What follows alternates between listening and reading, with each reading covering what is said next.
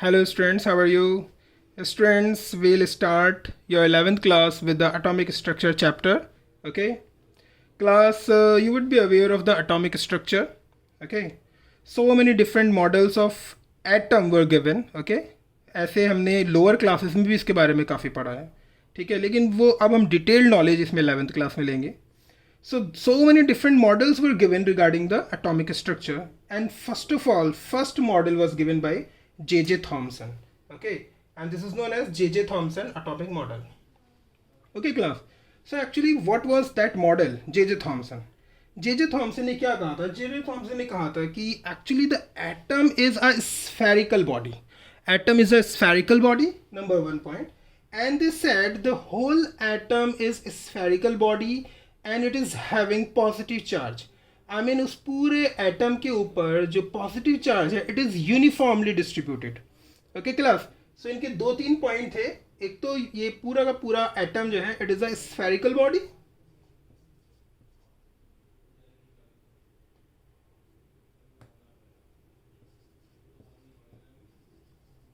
Spherical.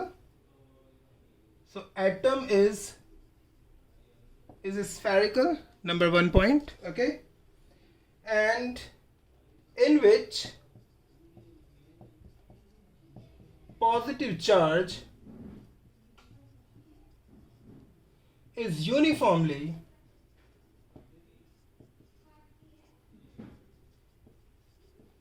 distributed.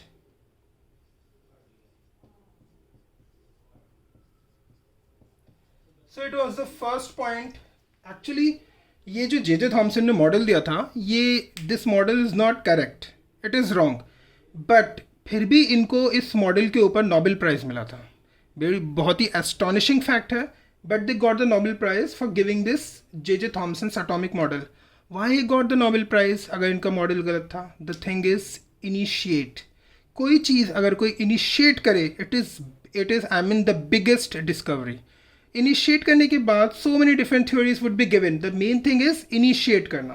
सो J Thomson थे जिन्होंने कहा कि वी नो सब atomic particles, protons, neutrons and electrons. They said they are not individual particles, actually they are combined in the form of atom. So this point was given, I mean this point was given by the J.J. Thomson कि सब atomic particles individual नहीं है, they are confined in the form of atom. So that's why ये एक main चीज़ है जिससे इन्होंने initiate किया कि एटम क्या होता है. तो that's why he was given what, Nobel prize. तो इनका सबसे पहला पॉइंट इन्होंने बताया था कि atom is spherical. Atom is spherical and it is having the positive charge, and the positive charge is uniformly distributed. It was the first point which was given by J.J. Thomson. Second इन्होंने बताया था कि electrons are embedded in the positive charge. Are you getting me? The electrons are embedded in the positive charge. These are electrons ना. Electron negatively charge हैं और ये negatively charge हैं, ये एक्चुअली इसके अंदर एम्बेडेड हैं. इनके थ्योरी के according electrons are embedded in the positive charge. Okay, और ये इस तरीके से एम्बेडेड है इलेक्ट्रॉन्स कि they are neutralizing the whole atom. Whole atom you know, इन्होंने क्या बोला था, whole atom is having positive charge and the positive charge is uniformly distributed. So this positive charge, जो पॉजिटिव चार्ज है atom के ऊपर, they should be neutralize according to this theory. और इनको न्यूट्रलाइज कौन कर रहे हैं? द इलेक्ट्रॉन्स इसमें एम्बेडेड है पॉजिटिव चार्ज में. ओके, सो सेकेंड पॉइंट था electrons are embedded into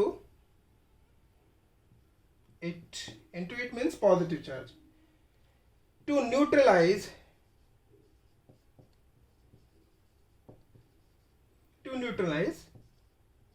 whole atom. Is it clear class? बहुत ही सिंपल पॉइंट है.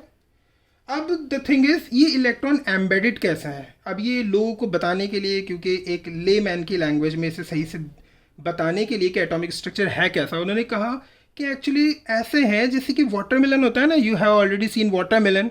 सो वाटरमेलन में जैसे सीड्स होते हैं वाटरमेलन में, तो उन्होंने बताया था सपोज पूरा watermelon is a kind of atom and whole watermelon is having positive charge. Okay, उसके अंदर जो ब्लैक सीड्स हैं या जो वाइट सीड्स होते हैं, जो भी सीड्स हैं उसके अंदर, सीड्स आर एक्चुअली वो इलेक्ट्रॉन है। मतलब कि उन्होंने बताया कि जैसे कि एक वाटरमेलन में सीड्स अरेंज होते हैं ना, उसी तरीके से एक एटम के अंदर इलेक्ट्रॉन्स अरेंज होते हैं। Are you getting me? तो इस तरीके से इन्होंने बताया कि इलेक्ट्रॉन्स उसमें वाटरमेलन में जैसे सीड अरेंज होते हैं, ऐसी इलेक्ट्रॉन्स अरेंज होते हैं किसके अंदर? एक एटम के अंदर। तो इसलिए इस थ्योरी को जो है ना वो वाटरमेलन थ्योरी भी बोलते हैं। इन्होंने एक और भी इसके एक और एग्जांपल दिया था। इन्होंने बोला था प्लम्स इन पुडिंग, कि suppose atom is pudding, okay, उस पुडिंग के अंदर जो कहीं कहीं पे पॉइंट पे प्लम्स होते हैं ना, तो plums are just equal to the electrons. तो उन्होंने इस तरीके से बताया कि इस तरीके से एटम अरेंज होता है। Are you getting me? इस तरीके से positive and negative charge in atoms are arranged. Okay, so that's why this model is also known as what? Number one is the watermelon model, and this is also known as plums in pudding model. Okay. So third point था, electrons are arranged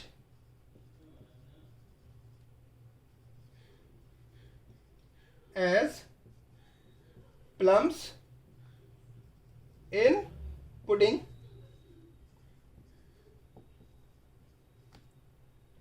और seeds इन, क्या बताया मैंने? Water melon. Okay, सो electrons ऐसे ऐसे arrange होते हैं जैसे कि plums in pudding and seeds in the water melon. ठीक है, इसलिए इसको हम क्या बोलते हैं? That's why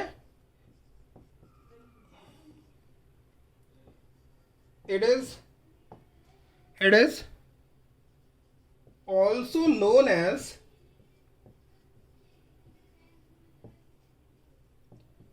watermelon model or plums in pudding model. I think it would be clear to all of you class. Simple points सारे के सारे इनके थे। एक लास्ट पॉइंट इन्होंने और दिया था जे थॉमसन ने। अब तक सारा समझ आ गया। The last point which was given by J Thomson was, जो इस पूरा एटम है ना, एटम का जो चार्ज होता है, सॉरी, एटम का जो मास होता है, the mass of the atom is uniformly distributed. Uniformly distributed मतलब यहाँ पर भी इसके कुछ चार्ज है, यहाँ पर भी, आई मीन सॉरी, चार्ज नहीं, मास, यहाँ पर भी मास है, यहाँ पे भी मास है, यहाँ पे भी मास है, यहाँ पे भी मास है। मतलब हर जगह पूरी स्पेस इसकी फिल्ड है और हर जगह से यूनिफॉर्मली मास इसका डिस्ट्रीब्यूटेड है। Are you getting me? Uniformly distributed mass मतलब ऐसा नहीं है जैसे कि ये है यहाँ पे कोई स्पेस एम्प्टी हो। Are you getting me? ऐसा नहीं है कि स्पेस कोई एम्प्टी है इसके अंदर, यहाँ पे भी मास होगा। Are you getting me? So it means the whole atom जो उसका मास है, it is uniformly distributed. Okay class, ये एक लास्ट पॉइंट था इनका, मैं लिख देता हूँ। Mass of atom is uniformly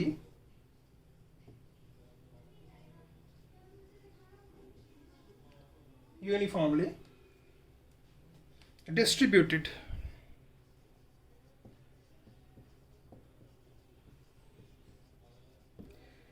It would be clear to all of you class। तो ये था जे थॉमसन मॉडल पूरा। अब इसमें कुछ ड्रॉबैक्स थे, मैं इसके सारे पॉइंट्स को रब कर देता हूँ। Then we'll talk about the drawbacks of it। इनकी limitations क्या थी?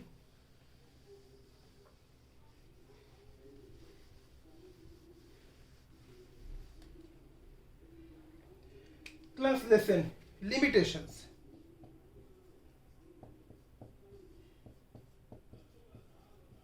Limitations of this model। Main चीज़ थी कि इन्होंने इनिशिएट किया कुछ एटम के बारे में, कुछ थ्योरी दी, बट ऑब्वियसली ये करेक्ट तो था नहीं, थ्योरी करेक्ट तो थी नहीं इनकी एटॉमिक स्ट्रक्चर मॉडल, तो इसमें कुछ ना कुछ तो कमियां होंगी। तो इनकी क्या क्या कमियां थी, लिमिटेशंस क्या है? नंबर वन, आजकल हम जो देखते हैं, हमें जो पता है, एटम्स में इलेक्ट्रॉन्स जो हैं they are moving, you know, electrons are moving, but according to J Thomson electrons are what? Electrons are static. Are you getting me? So it is not possible. अब जो मॉडर्न थ्योरी है, हमें पता है कि electrons are moving, सो सबसे बड़ा drawback तो यही था, electrons were static. Static means class, static means the if something is not moving, so it means electron देखो, अगर वाटरमेलन को देखो, वाटरमेलन में जो सीड्स हैं क्या वो रोटेट करता है, क्या वो मूव करता है? नहीं, स्टैटिक है। ये प्लम्स जो है पुडिंग के अंदर क्या वो मूव कर रहे हैं? नहीं। इसी तरीके से इलेक्ट्रॉन भी मूव नहीं करते, सो दे आर स्टैटिक। सो सबसे बड़ा ड्रॉबैक तो इनका यही था। दूसरा ड्रॉबैक ये था कि इसके बाद अभी हम डिस्कस करेंगे Rutherford model. So according to Rutherford model, उनकी जो जो इन्होंने काफ़ी उनकी आउटकम्स थे, काफ़ी उनका जो रिजल्ट था, वो रिजल्ट कहीं से भी मैच नहीं कर रहा था जे थॉमसन के एटॉमिक मॉडल से। सो दूसरा इनका ड्रॉबैक तो यही था कि रदरफोर्ड के जितने भी कुछ चीज़ों को छोड़कर जो रदरफोर्ड ने जो मॉडल दिया उसमें कहीं पे भी इनकी जो मॉडल है एटॉमिक मॉडल, वो कहीं पे भी मैच नहीं कर रहा था। तो इनके दो थे कि दूसरा ये था कि रदरफोर्ड से बिल्कुल मैच नहीं कर रहा था इनका model, okay, could not match with Rutherford model.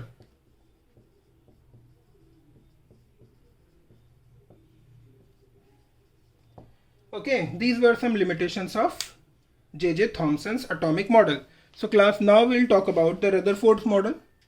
Listen class, in the Rutherford model, actually what happens? So in Rutherford model actually what happened? Rutherford ने क्या किया, इन्होंने एक गोल्ड फॉइल ली, ओके, ये एक्चुअली गोल्ड फॉइल, गोल्ड का एक atom है, gold foil ली, उसके ऊपर इन्होंने बॉम्बार्डमेंट किया, bombardment of what, alpha atom का इन्होंने बॉम्बार्डमेंट किया, of what, alpha atom. Alpha atom क्या होता है? ये एक्चुअली हीलियम एटम ही होता है, okay, alpha atom is just similar to helium atom, okay. So इन्होंने अल्फा एटम्स, अल्फा एटम जो थे हमारे, अल्फा एटम मतलब हीलियम एटम, अल्फा एटम मतलब alpha particles I am talking about, alpha particles. Atom is helium atom and these are the alpha particles. In alpha particles का इन्होंने gold file के ऊपर bombardment किया। alpha particles जो हैं actually these are radioactive, radioactive. So ये radioactive है, एक सोर्स ली हमने, एक सोर्स ली इन्होंने, वहाँ से alpha particles इन्होंने उसका बॉम्बार्डमेंट किया गोल्ड फाइल के ऊपर। फिर इनको बहुत सारे जो रिजल्ट थे, class you have already studied all these things, कुछ कुछ चीज़ें आप लोगों ने पढ़ रखी हैं छोटे लोअर क्लासेस में। सो इन्होंने जो इसके ऊपर बॉम्बार्डमेंट किया उससे इन्हें कई सारे रिजल्ट्स मिले। सबसे पहला पॉइंट तो इनको मिला, नंबर 1, कि जितने भी हमारे अल्फा पार्टिकल्स थे, if they are bombarded on the atom of the gold, are you getting me, it is the gold foils atom. So whenever the alpha particles are bombarded on the atom of the gold, most of the alpha particles कितने, 99.9%, are you getting me, 99.9% जो particles थे ना, वो without deflection ऐसे cross कर गए atom को, are you getting me? So 99.9% alpha particles move या क्रॉस, कुछ भी लिख लो इसको, pass without any deflection. Are you getting me class? 99% particles without deflection move कर गए। इससे क्या पता लगता है? इट मीन्स कोई भी डिफ्लेक्शन नहीं है अल्फा पार्टिकल्स में। It means most of the space of the atom is empty. अगर ये एम्प्टी नहीं होता है, इसके अंदर कोई चीज़ होती जहाँ जहाँ स्पेसेस है, तो ऑब्वियसली कुछ तो ऑब्स्टिकल यहाँ पे इनको फेस करना पड़ता है अल्फा पार्टिकल्स को, but they are not facing any obstacle, okay. इनका वे बिल्कुल क्लियर है। इट मीन्स जो इनका, क्योंकि किसी से इनको ऑब्स्टिकल है ही नहीं, इट मीन्स वो space of atom is totally empty. तो 99.9% alpha particles pass without any deflection, it means most of the space of the atom is empty. So इससे इन्होंने कंक्लूड किया most of the space of atom is, it means most of space of atom is empty. Is it clear class? तो सबसे पहला point तो इनका ये था, ओके। तो इस पॉइंट को आपने लिख लिया होगा, इसको मैं रब कर देता हूँ। नेक्स्ट पॉइंट देखते हैं इसका, नेक्स्ट ऑब्जर्वेशन क्या था इनका। Now class listen, 99% particles, I mean they are passing without any deflection तो इसकी ज़्यादातर स्पेस जो है जिसका एटम का वो एम्प्टी है। अगर हम जे थॉमसन को देखें, J Thomson said what, the mass of the atom is uniformly distributed. अगर ये यूनिफॉर्मली डिस्ट्रीब्यूटेड था तो यहाँ पे एम्प्टी स्पेसेस कहाँ से आई एटम में? Are you getting me? वहाँ पे भी मास होना चाहिए था। सो इट मीन्स उनका मॉडल बिल्कुल गलत था। Are you getting me? इस थ्योरी के हिसाब से, इनके कंक्लूजन से तो वो गलत था। तो पहला पॉइंट तो ये होगा। सेकेंड पॉइंट इनका जो रदरफोर्ड ने जो ऑब्जर्व किया था कि वेरी फ्यू पार्टिकल्स, लिखने से पहले बता दूं, very few particles they are getting deflected. Are you getting me? बहुत ही कम, मतलब बहुत कम पार्टिकल्स जो थे उनमें डिफ्लेक्शन देखा गया। कहाँ पे देखा गया? जो वो कुछ कुछ when they approaches to the centre, जैसे जैसे सेंटर के पास आए इनमें कुछ डिफ्लेक्शन दिखाई दे, देखो दिखाई दे रहा है। So there is a deflection. इससे हमें क्या पता लगता है? इससे हमें 2 पॉइंट पता लगता है। नंबर 1 चीज़ क्या पता लगती है? एक तो ये alpha particles actually they are also having a positive charge. Alpha particles में पॉजिटिव चार्ज है। अगर ये पॉजिटिव चार्ज हैं और मान लो ये पॉजिटिव चार्ज है, ये रेज आ रही है पॉजिटिव, और यहाँ पे भी क्या है, यहाँ पर कोई नेगेटिव चीज़ है, तो क्या ये कोई रेज, ये कोई भी पार्टिकल है, क्या इससे कोलाइड करके डिफ्लेक्ट होगा या इस पर स्टिक कर जाएगा? You just let me know. Obviously ये पॉजिटिव है, ये नेगेटिव है। जैसे ही इसके पास पार्टिकल्स आएंगे ये डिफ्लेक्शन नहीं होगा, चिपक जाएंगे। Are you getting me? Stick together. So it means यहाँ तो स्टिकिंग हो नहीं रही है, इट मीन्स डिफ्लेक्शन हो रहा है। तो डिफ्लेक्शन कब हो सकता है? कि जिस चीज़ से ये टकरा रहे हैं, जिससे कॉलिजन है, it must be having positive charge. Are you getting me? So इससे हमें क्या पता लगा? हमें पता लगता है कि यहाँ पर एटम के अंदर, आई मीन कुछ सेंटर के आसपास there is a positive charge. Are you getting me? कोई ऐसी बॉडी है which is having the positive charge. इससे हमें ये पता लगता है वेरी फ्यू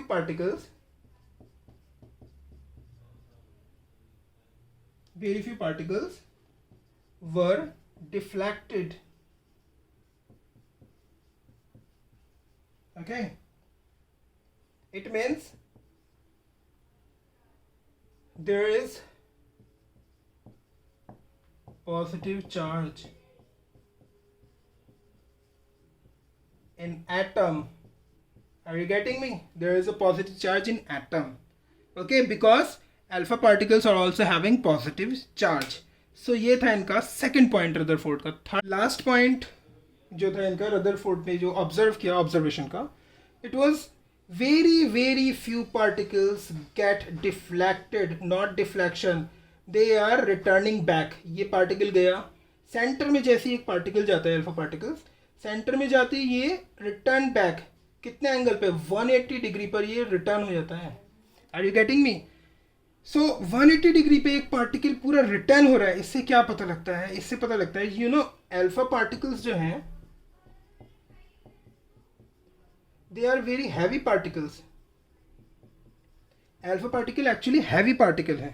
अब तुम खुद सोचो, अगर हम एक बड़ी सी स्टोन बॉल ले लो, बहुत बड़ी स्टोन बॉल है या आयरन बॉल ले लो, उस पर एक अपनी प्लास्टिक की बॉल जो है उस पर हिट करो, तो कौन सी बॉल दूर जाएगी ज़रा बताना हिट करने के बाद? एक है हमारी आयरन की हैवी बॉल या स्टोन की एक हैवी बॉल है, और एक हम उस पर प्लास्टिक की बॉल उस पर हिट करते हैं उसको। सो ऑब्वियसली क्या होगा? वो आयरन की बॉल दूर जाएगी, हिट करके बाउंस बैक होगी, या वो प्लास्टिक की बॉल बाउंस बैक करेगी? ऑब्वियसली वो प्लास्टिक की बॉल बाउंस बैक करेगी, क्योंकि वो बहुत ही हल्की है उसके वेट के कंपैरिजन में। Are you getting me? So alpha particles जो होते हैं ना, एक्चुअली ये भी काफ़ी हैवी बॉडी होते हैं, and they are bouncing back. Are you getting me? जैसे ये सेंटर में जाते हैं तो ये बाउंसिंग बैक होते हैं।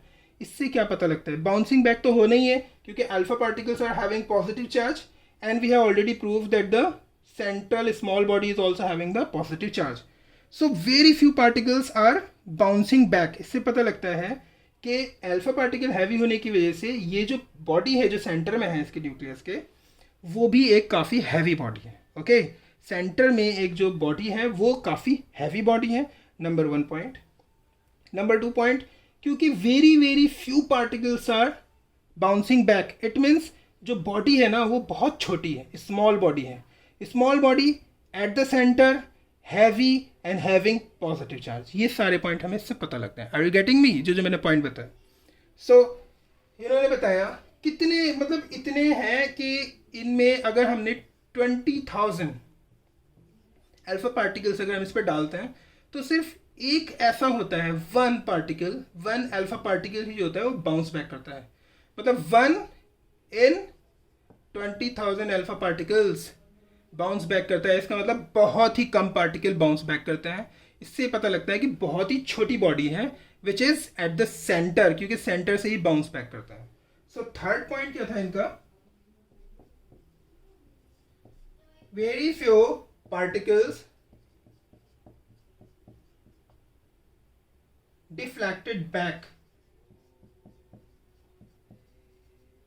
deflected back, okay. कितने में? 1 in 20,000. Are you getting me?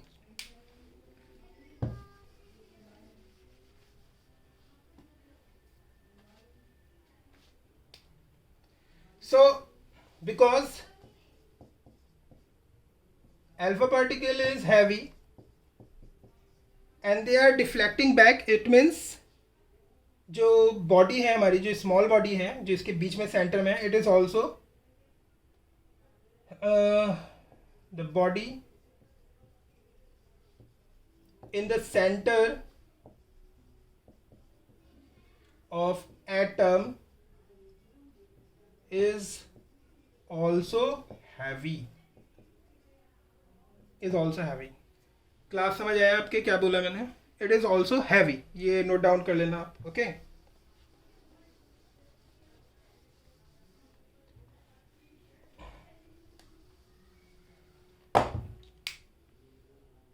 जितनी भी उनकी ऑब्जर्वेशंस थी रदरफोर्ड की, based on all these observations Rutherford ने एक मॉडल दिया. ओके वो तो सारी ऑब्जर्वेशंस जो हमने अभी डिस्कस की हैं, उस मॉडल को हम बोलते हैं रदरफोर्ड मॉडल. और उस मॉडल्स के there are some postulates. So I am going to discuss all these postulates. Okay वो हमने ऑब्जर्वेशंस ली, उनके अकॉर्डिंगली जो पोस्टुलेट्स आए इनके, वो मैं एक एक करके बताता हूँ.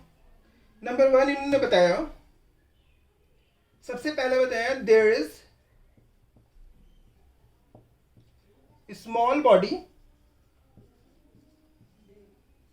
there is a small body in the center of atom. There is a small body in the center of atom. Okay, that carries positive charge, and this body is heavy. So एक small body है in the center of atom that carries positive charge, and this is a heavy body. Okay, and this small body इन्होंने name दिया इसको, this was called what class? Nucleus. उसको इन्होंने nucleus कहा. Okay Rutherford के accordingly इतना बड़ा होता है. देखो ये न्यूक्लियस जो है ना एक्चुअली बहुत छोटा होता है. कितना छोटा होता है मैं बताता हूँ. If the size of atom is 10 to the power minus 10 meter, size मतलब radius of atom is 10 to the power minus 10 meter, तो जो रेडियस होगी न्यूक्लियस की it would be 10 to the power minus 15 meter. So almost कितना छोटा हुआ? 1/1 और ये 0 1 2 3 5, आई मीन 1,00,000 टाइम्स इससे छोटा होता है. अब इसको भी एक अलग तरीके से देखें कितना छोटा. सपोज एक cricket ball, you just consider there is a cricket ball. Suppose if the cricket ball is a nucleus of an atom, तो एटम का साइज कितना होगा? वो पूरे स्टेडियम, ऐसा stadium which is having the 5 kilometre radius, इतना बड़ा atom होगा उसका. एक इतना बड़ा एटम जिसकी रेडियस जो है वो 5 किलोमीटर है. Are you getting me? 5 kilometre radius. तो उसका जो न्यूक्लियस होगा ना वो एक क्रिकेट बॉल की इक्वल होगा. आर यू गेटिंग मी?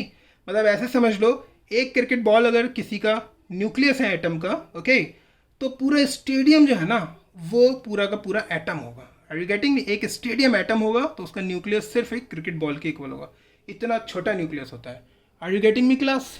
ये इन्होंने कॉन्सेप्ट दिया. तो फर्स्ट पॉइंट तो इनका ये था रदरफोर्ड का जो हमारा पोस्टुलेट था. Number 1 is this. सेकेंड इन्होंने दिया, सेकेंड पॉइंट इन्होंने दिया था, you know class, protons are heavy, protons are heavy, और जो प्रोटॉन्स पर ही पॉजिटिव चार्ज होता है, एंड रदरफोर्ड के मॉडल ने इट हैज़ ऑलरेडी प्रूव्ड कि द स्मॉल बॉडी और the central body is having the positive charge and it is very heavy. So इन्होंने बताया कि जो न्यूक्लियस है actually it consist of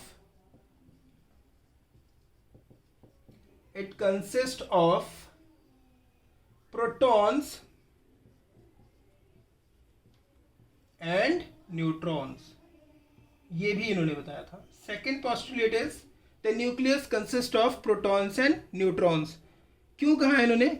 proton तो पॉजिटिव चार्ज रखते हैं and we know the small body is having positive charge.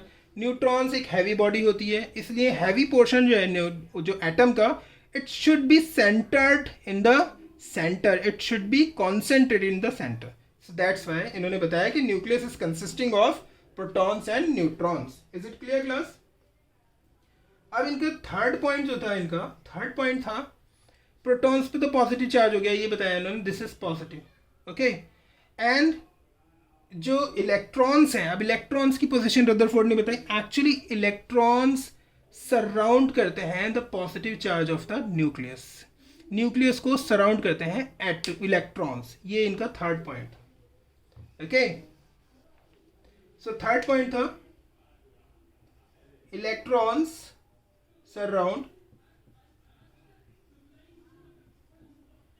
surround the nucleus, okay, and balance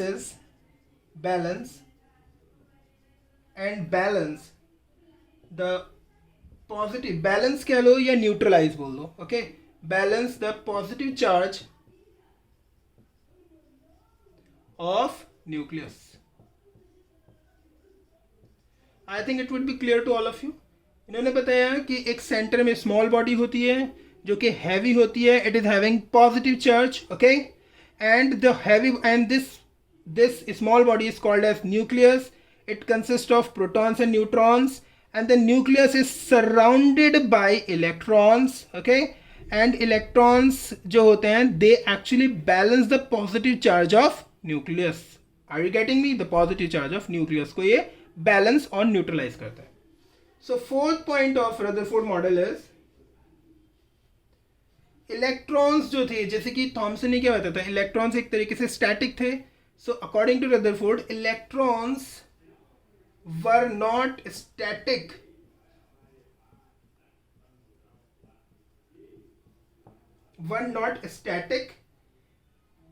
and electrons revolve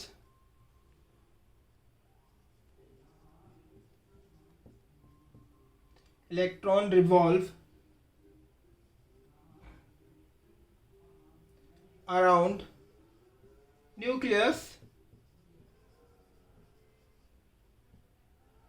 in certain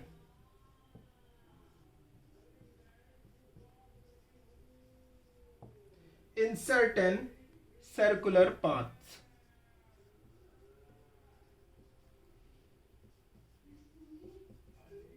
सो इन्होंने बताया कि सपोज ये हमारा न्यूक्लियस है, इलेक्ट्रॉन एक इनके चारों तरफ रिवॉल्व करते रहते हैं. Are you getting me? This is nucleus, electrons इनके अराउंड रिवॉल्व करते रहते हैं एंड इलेक्ट्रॉन्स इसके न्यूक्लियस के पॉजिटिव चार्ज को बैलेंस भी करते हैं. ये इन्होंने बताया. और इन्होंने ये भी बताया कि actually electrons are continuously moving. It is not like J Thomson's model as they considered the electron were static. Electrons are not static, they are continuously revolving around the nucleus. Okay, ये इनका fourth point था. एक और चीज़ इन्होंने बताई थी, इसी में इन्होंने ऐड किया था, actually the electrons are revolving around the nucleus just similar to the planets, as the planets revolves around the sun. Are you getting me? So electron revolves around the nucleus just similar to the planets as they revolve around the sun. Are you getting me? Just मैं लिख देता हूँ.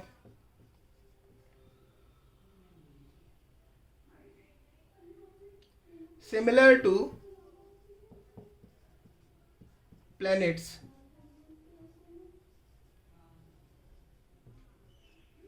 just similar to the planets, इसीलिए इसको क्या बोलते हैं, इसको हम प्लैनेटरी इलेक्ट्रॉन्स भी बोलते हैं। रदरफोर्ड की लैंग्वेज में हम इसको प्लैनेटरी इलेक्ट्रॉन्स भी बोलते हैं।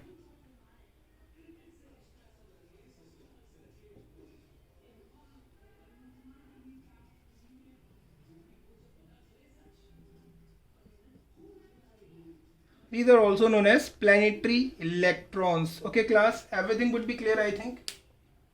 Okay, और यही इनका पूरा मॉडल था। एक लास्ट पॉइंट और था इनका, इन्होंने बताया था, ये तो हमने पहले ऑब्जर्व कर लिया था कि most of the atom is empty. Okay, so most of the atom is empty, लिख लेते हैं इसको, most of atom is empty. Okay, most of the atom is empty. In our next video, we'll talk about the Rutherford model we have already discussed. We'll talk about the Bohr's atomic model, okay? And हम Rutherford के कुछ drawbacks थे, जो limitations थी, वो भी हमने discuss नहीं कर पाए हैं due to the time limitations, because नहीं तो video ज़्यादा लंबा हो जाता।